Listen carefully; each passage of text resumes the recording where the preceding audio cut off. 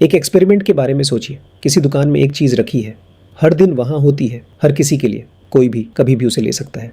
अब उसी चीज़ को एक दिन के लिए हटा दीजिए, बस एक दिन के लिए। अगले दिन जब वो वापस आती है तो लोग उसे उठा कर देखते हैं, कीमत पूछते हैं, उसकी तरफ ध्यान जाता है जो पहले कभी नहीं जाता था। चीज़ नहीं बदली, उसकी क्वालिटी नहीं बदली, बस उसकी उपलब्धता बदली। और यही साइकोलॉजी आप पर भी लागू होती है। जब आप हर किसी के लिए हर समय मौजूद रहते हैं तो लोग आपको ग्रांटेड लेने लगते हैं। जैसे हवा है इसलिए सांस लेते हैं, कोई शुक्रगुजार नहीं होता। लेकिन जिस दिन हवा न हो उस दिन हर सांस की कीमत समझ में आती है। आज हम बात करेंगे उस साइकोलॉजी की जो तब काम करती है जब आप उपलब्ध रहना बंद करते हैं। और ये सिर्फ किसी को इम्प्रेस करने की बात नहीं है, ये आपके भीतर क्या बदलता है उसकी बात है। पहली बात, स्कैर्सिटी और वैल्यू का सीधा रिश्ता। इकोनॉमिक्स में एक लॉ है, स्कैर्सिटी का लॉ। जो चीज़ कम होती है उसकी कीमत ज़्यादा होती है, जो चीज़ हर जगह होती है उसकी कीमत गिरती है।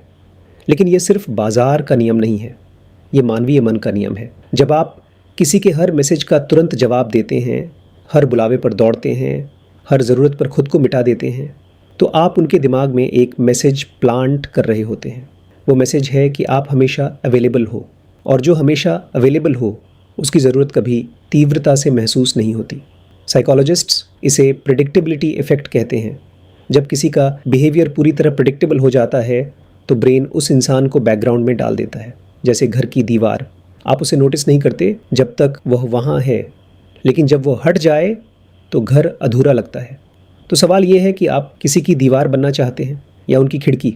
दीवार को इग्नोर किया जाता है, खिड़की से दुनिया दिखती है। जब आप थोड़ा पीछे हटते हैं, थोड़ा अनप्रेडिक्टेबल होते हैं, तो दूसरे इंसान का ब्रेन सडनली एक्टिव हो जाता है। वह सोचने लगता है, क्या हुआ, क्यों? और यह सोचना ही अटैचमेंट की शुरुआत है। दूसरी बात, अटैचमेंट थ्योरी और ओवर अवेलेबिलिटी का जहर। जॉन बोल्बी ने अटैचमेंट थ्योरी दी। उन्होंने कहा कि हर इंसान के भीतर दो ज़रूरतें होती हैं, एक किसी से जुड़ाव, दो खुद की एक अलग पहचान। लेकिन जब आप बहुत ज़्यादा अवेलेबल रहते हैं तो आप अनजाने में दूसरे इंसान की दोनों ज़रूरतें एक साथ तोड़ते हैं। कैसे? जो इंसान एंक्शियसली अटैच्ड होता है, यानी जिसे हमेशा रीअश्योरेंस चाहिए, वो आपकी ओवर अवेलेबिलिटी को कंफर्ट की तरह नहीं लेता। वो उसे ग्रांटेड लेने लगता है और फिर और मांगता है। उसकी इनसिक्योरिटी बढ़ती है क्योंकि उसे लगने लगता है कि आप सिर्फ इसलिए अवेलेबल हो क्योंकि आपके पास कोई विकल्प नहीं। और जो इंसान अवॉइडेंटली अटैच्ड होता है, यानी जिसे स्पेस चाहिए, वो आपकी हर समय की मौजूदगी से घुटन महसूस करने लगता है। वह फिजिकली वहाँ होते हुए भी मन से दूर चला जाता है। दोनों केसेस में नतीजा एक है, आपकी वैल्यू कम होती है। लेकिन जब आप खुद को थोड़ा विदड्रॉ करते हैं तो कुछ अजीब होता है।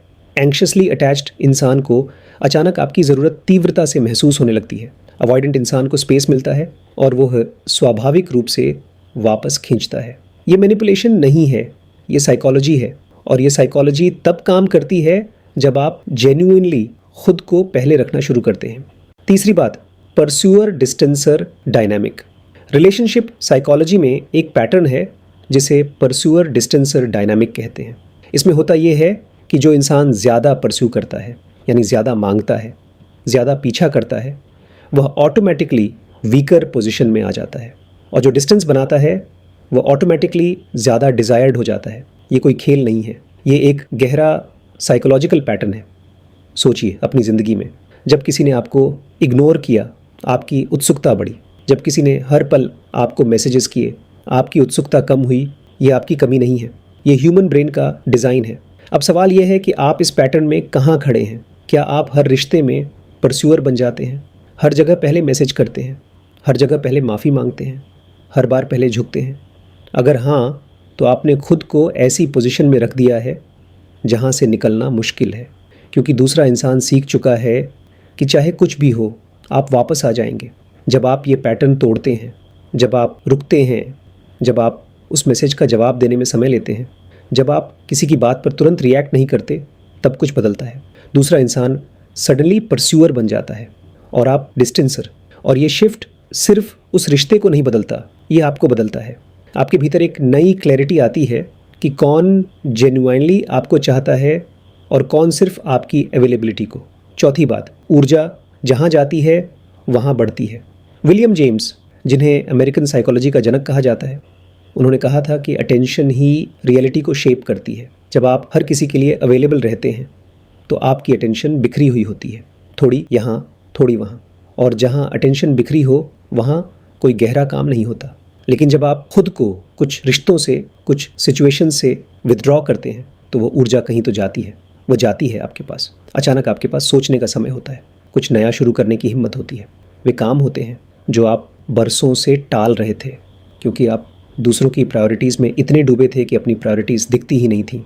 और यहाँ एक पैराडॉक्स है, जब आप खुद पर यह ध्यान देना शुरू करते हैं, जब आप ग्रो करने लगते हैं, जब आप किसी काम में जेन्युइनली लग जाते हैं, तो आप ऑटोमेटिकली ज़्यादा इंटरेस्टिंग हो जाते हैं। वही लोग जो आपको इग्नोर करते थे अब नोटिस करने लगते हैं, क्योंकि अब आप एक ऐसे इंसान हैं जिसका अपना एक डायरेक्शन है। उपलब्धता कम करना सिर्फ दूसरों को प्रभावित करने की स्ट्रैटेजी नहीं है, ये खुद को वापस पाने का रास्ता है। 5वीं बात, आइडेंटिटी का रीसेट। सबसे गहरी बात यह है, जब आप बहुत लंबे समय तक हर किसी के लिए अवेलेबल रहते हैं तो एक चीज़ धीरे धीरे खो जाती है, वह है आपकी अपनी आइडेंटिटी। आप जानते ही नहीं कि आप क्या चाहते हैं, क्योंकि आप हमेशा यही सोचते रहे कि दूसरे क्या चाहते हैं। आपकी ओपिनियंस धीरे धीरे उन लोगों की ओपिनियंस बन जाती हैं जो आपके आसपास हैं।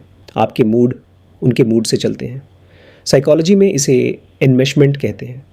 जब आपकी और दूसरे की बाउंड्रीज़ इतनी ब्लर हो जाएं कि आप खुद नहीं जानते कि कहाँ आप शुरू होते हैं और कहाँ दूसरा। जब आप उपलब्धता कम करते हैं तो पहले थोड़ा अजीब लगता है, एक खालीपन सा, क्योंकि आप इतने साल दूसरों की ज़रूरतों से डिफ़ाइन होते रहे कि अब जब वो ज़रूरतें नहीं हैं तो आप खुद से मिलते हैं, और ये मुलाकात अनकम्फर्टेबल होती है, लेकिन यही सबसे ज़रूरी मुलाकात है। इस खालीपन में आपकी असली प्रेफरेंसेस आती हैं, आपके असली सवाल आते हैं। वह आवाज़ें जो दूसरों के शोर में दब गई थीं वे सुनाई देने लगती हैं, और तब एक नई आइडेंटिटी बनती है। वह आइडेंटिटी जो किसी की अप्रूवल पर निर्भर नहीं, जो इसलिए नहीं है क्योंकि किसी को ज़रूरत है, जो बस है क्योंकि है। ये सबसे बड़ी ताकत है। तो जब अगली बार कोई आपसे एक्सपेक्ट करे कि आप तुरंत जवाब दें, तुरंत आएँ, तुरंत माफ़ करें, तुरंत भूल जाएं, तो एक पल रुकिए। ये मत सोचिए कि वह क्या सोचेगा, ये सोचिए कि आप क्या चाहते हैं। क्योंकि जो इंसान खुद से इतना जुड़ा हो कि उसे हर किसी की हर बात पर रिएक्ट करने की ज़रूरत ना हो, वह इंसान अपने आप में एक प्रेजेंस बन जाता है, और प्रेजेंस को चेस किया जाता है, उसे इग्नोर नहीं किया जाता। ये साइकोलॉजी है, ये आपकी ज़िंदगी है, और ये चॉइस आपकी है। अगर आप इस साइकोलॉजी को और गहराई से समझना चाहते हैं, अगर आप सीखना चाहते हैं कि अपने रिलेशनशिप्स और अपनी ज़िंदगी में इसे प्रैक्टिकली कैसे अप्लाई करें, तो हमारे मोटिवेशनल इंटरव्यूइंग कोर्स के बारे में जानकारी ले सकते हैं। ये व्हाट्सएप नंबर है, इस पर मैसेज करके आप जानकारी ले सकते हैं।